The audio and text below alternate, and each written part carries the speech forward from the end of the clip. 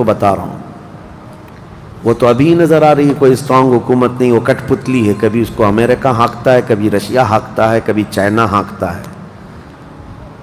تو یہ عرب میں کوئی اسٹرانگ حکومت، مضبوط حکومت نہیں ہوگی.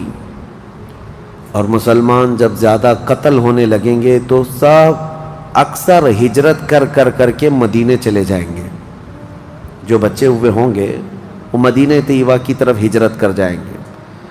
اور مدینہ طیبہ میں مسلمان رہ رہے ہوں گے، کیونکہ میرے آقا صلی اللہ علیہ وسلم کی حدیث ہے، ان الایمان لا یأزر الی المدینہ کما تأزر الحیۃ الی جحرہا. ایمان جو ہے مدینے سے نکلا ہے اور گھوم پھر کر کے پوری دنیا سے ایمان واپس مدینے میں ویسے ہی آ جائے گا جیسے سانپ اپنے سوراخ میں واپس آتا ہے. ایمان والے سب مدینے پہنچ جائیں گے. اب وہاں جانے کے بعد لوگوں میں یہ بات کثرت سے پھیل جائے گی کہ اب ان حالات کا مقابلہ کرنے کے لیے ہمیں کیا کرنا چاہیے. بہت مجبور ہو چکے، کوئی راستہ نظر نہیں آتا.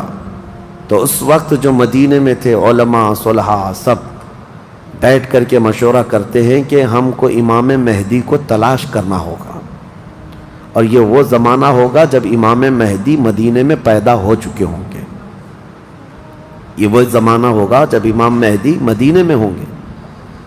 امام مہدی جن کی بشارت اللہ کے نبی صلی اللہ تعالیٰ علیہ وسلم نے اپنی حدیثوں میں عطا فرمایا، ان کا نام حضور کے نام پر ہوگا، ان کا نام محمد ہوگا، اور ان کے والد کا نام بھی حضور کے والد کے نام پر ہوگا.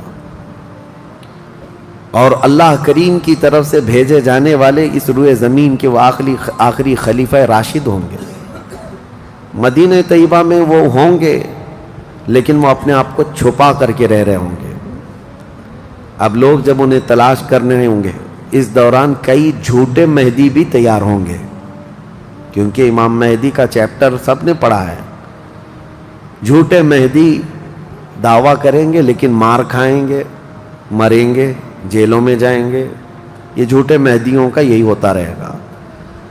امام مہدی اپنے آپ کو چھپا رہے ہوں گے کہ کہیں لوگ مجھے پکڑ کر حاکم نہ بنا لیں، امام نہ بنا لیں. اب لوگ جب تلاش زیادہ کر دیتے ہیں تو پھر امام مہدی کو کچھ لوگ مدینہ طیبہ میں پہچاننے لگتے ہیں. تو امام مہدی مدینہ چھوڑ کر مکہ آ جاتے ہیں، مکہ ہجرت کر کے آ جاتے ہیں. اپنے آپ کو چھپا کر کے رہ رہے تھے مکہ مکرمہ میں. یہی رمضان کا موقع، وہ خانہ کعبہ کا طواف کر رہے ہوں گے، حجر اسود کے قریب لوگ. اچھا یہ بھی میں بتا دوں، جتنے دنیا میں ابدال، اقطاب، اولیاء ہوں گے وہ سب ہجرت کر کے اس وقت مکہ میں پہنچے ہوں گے. مکہ میں سارے اولیاء ہوں گے اس وقت. اور طواف کے دوران سب لوگ پہچان لیں گے امام مہدی کو اور ان کو پکڑ لیں گے اور ان کا ہاتھ پکڑ کر سارے لوگ کہیں گے اب ہم آپ کے ہاتھ پر بیعت کرتے ہیں، آپ امام برحق ہیں اور آپ ہمارے حاکم ہو جائیں. امام مہدی منع کر رہے ہوتے ہیں. اسی وقت آسمان سے ایک آواز آتی ہے. اس آواز میں خاص یہ کہا جاتا ہے ھذا خلیفۃ اللہ المہدی، یہ اللہ کا خلیفہ مہدی ہے. اس آواز کو سن کر سب ٹوٹ پڑتے ہیں. امام مہدی سب کو بیعت کرتے ہیں، پھر واپس یہی قافلہ لے کر مدینے پہنچتے ہیں روضہ رسول پر. میرے آقا صلی اللہ تعالیٰ علیہ وسلم کی بارگاہ میں جب پہنچتے ہیں تو اہل مدینہ بھی ان کے ہاتھ پر بیعت کرتے ہیں اور ایک پوری فوج تیار ہوتی ہے. یہ انقلاب کا دور ہے. جتنی جنگیں ان کتوں نے کی تھیں، جتنا ظلم رچایا تھا پوری دنیا میں، اب ریورس ہونے کا ٹائم آ جاتا ہے. حضرت امام مہدی اس فوج کو لے کر ملک شام کی طرف جاتے ہیں. حالات ملک شام کے ایسے ہو چکے ہوں گے کہ ملک شام میں عیسائیوں کی حکومت قائم ہو چکی ہوگی. ابھی تو نہیں ہے، یا انڈائریکٹ ان سے کسی کا تعلق ہے تو یہ ہمیں پتہ نہیں، لیکن حدیث میں یہ ہے کہ عیسائیوں کی حکومت ملک شام میں قائم ہوگی اور یہودی فتنہ مچا رہے ہوں گے ہر جگہ. قتل عام جو مسلمانوں کا سب سے زیادہ کرنے کی کوشش ہے وہ یہودیوں کی طرف سے ہے. امام مہدی مکہ مکرمہ سے نکل کر ملک شام کی طرف جائیں گے، اور مسلمانوں کی جو قلت تھی، جو چھوٹی سی جماعت تھی، یہ جب نکل کر کے وہاں آئے گی ملک شام، بہت بڑی جنگ ہوگی جس کو ملحمۃ الکبریٰ کہا گیا ہے۔ امام مہدی کی قیادت میں یہ جنگ ہوگی، سارے کفار، عیسائی، یہودی سب مقابل میں آ جائیں گے۔ ان کی تعداد جو حدیث میں بتائی گئی وہ 80 جھنڈوں کے نیچے آئیں گے، اور ہر جھنڈے کے نیچے 12,000 لوگ ہوں گے۔ اور یہ مسلمانوں کی نہیں ہے، یہ کفار و مشرکین کی، تقریباً یہ 9,60,000 کی تعداد بنتی ہے کفار و مشرکین کی، 9,60,000۔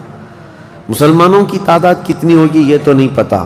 اس کے بعد جنگ جب شروع ہوتی ہے، پہلے دن مسلمانوں کا 1/3 حصہ میدان چھوڑ کر بھاگ جاتا ہے، جو کمزور دل تھے وہ چلے جائیں گے، اور ان کے متعلق کہا گیا ہے کہ یہ ایسے لوگ ہوں گے جن کی توبہ کبھی نہ قبول ہوگی، اور روئے زمین کے سب سے بدترین لوگ ہوں گے، وہ سب سے بدترین لوگ ہوں گے جو میدان چھوڑ کر بھاگ چکے ہوں گے۔ 1/3 دوسرے دن 1/3 شہید ہو جائیں گے، قتل ہو جائیں گے۔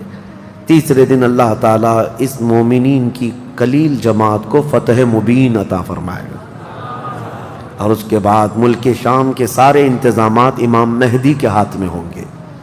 دمشق جب وہ آئیں گے، دمشق کی جامع مسجد سے امام مہدی اپنے انتظامات و انصرامات کو سنبھالیں گے، پھر وہاں سے امام مہدی اسی فوج کو لے کر قسطنطنیہ جو موجودہ استنبول ہے اس کو فتح کرنے کے لیے نکلیں گے۔ اس وقت وہ بھی عیسائیوں کے ہاتھ میں ہوگا۔ اب جب امام مہدی یہاں آئیں گے، صرف ایک ہی دن میں قسطنطنیہ یعنی استنبول فتح ہوگا، اور اس کی بھی کیفیت بتائی گئی ہے، مسلمانوں کے صرف نعرے تکبیر سے فتح ہوگا،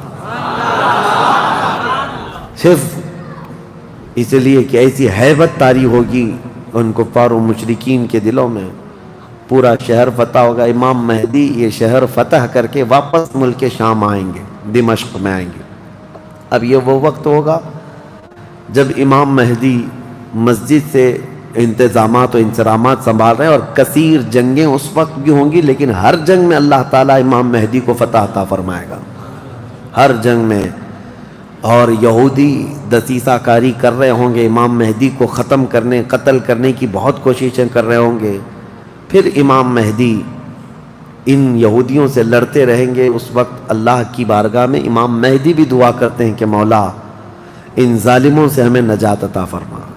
اور یہودی بھی جگہ جگہ اس بات سے پریشان ہوں گے کہ امام مہدی نے ان کا بیڑا غرق کر رکھا ہے، جہاں جاتے مقابل میں یہ شکست کھاتے ہیں، مر جاتے ہیں، اور ان کے مقابل میں کوئی آ نہیں پا رہا ہے۔